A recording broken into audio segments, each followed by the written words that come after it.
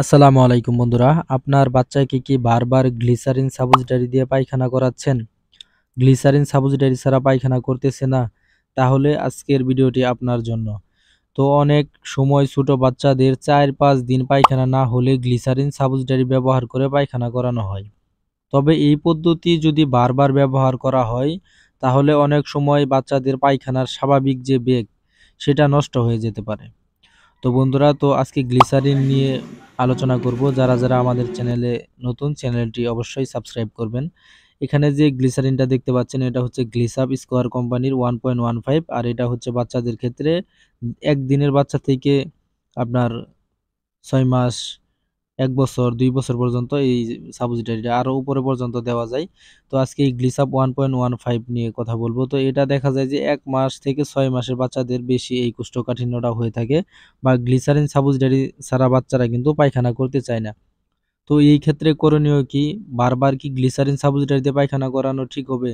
তো বন্ধুরা, সবসময় একটা জিনিস খেয়াল রাখবেন, যেটা নরমাল পদ্ধতিতে পায়খানা, এটা যদি না হয়, তো যেটাই ব্যবহার করেন না কেন, আপনার পায়খানা নরমের সিরাপ খাওয়ান না কেন, তারপরে গ্যাসের সিরাপ খাওয়ান না কেন, সেটা যতদিন খাওয়াবেন ততদিন কিন্তু পায়খানা হবে, তারপরে কিন্তু আর হবে না, আগের মতো হয়ে যাবে। তো এগুলো দীর্ঘদিন না করাটাই ভালো। প্রাকৃতিক উপায়ে যে পায়খানা নরম রাখার প্রয়োজন, তো সেটার দিকে আপনারা খেয়াল রাখবেন। আর হচ্ছে গ্লিসারিন সাপোজিটরি দিয়ে কিন্তু বারবার পায়খানা করাবেন না।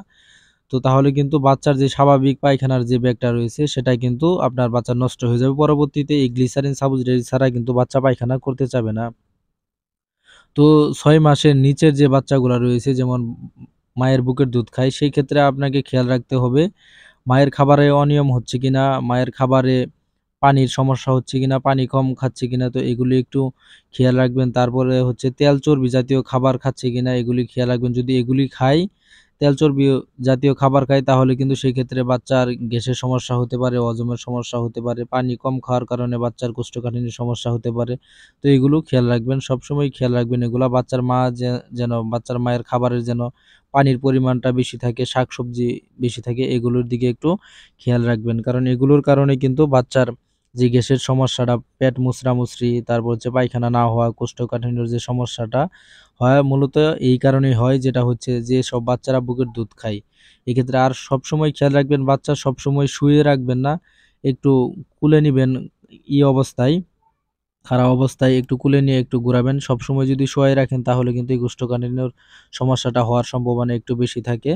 আর যেসব বাচ্চাদের বাহিরের দুধ কিনে খাওয়ানো হয়, সেক্ষেত্রে একটু খেয়াল রাখবেন বাচ্চার দুধটা অ্যাডজাস্ট হচ্ছে কিনা শরীরের সাথে। তারপর এই দুধ পানি যে মিশানো হয়, সেই পানিটা ঠিক আছে কিনা, বা দুধের পরিমাণ বেশি হয়ে গেল কিনা, এই বিষয়টা একটু খেয়াল রাখবেন। তো বন্ধুরা, আজকে এই পর্যন্তই। আর গ্লিসারিন কিন্তু বারবার ব্যবহার করবেন না, অবশ্যই ডাক্তারের পরামর্শ অনুযায়ী ব্যবহার করবেন। তো আজকের ভিডিও এই পর্যন্ত বন্ধুরা, আল্লাহ হাফেজ।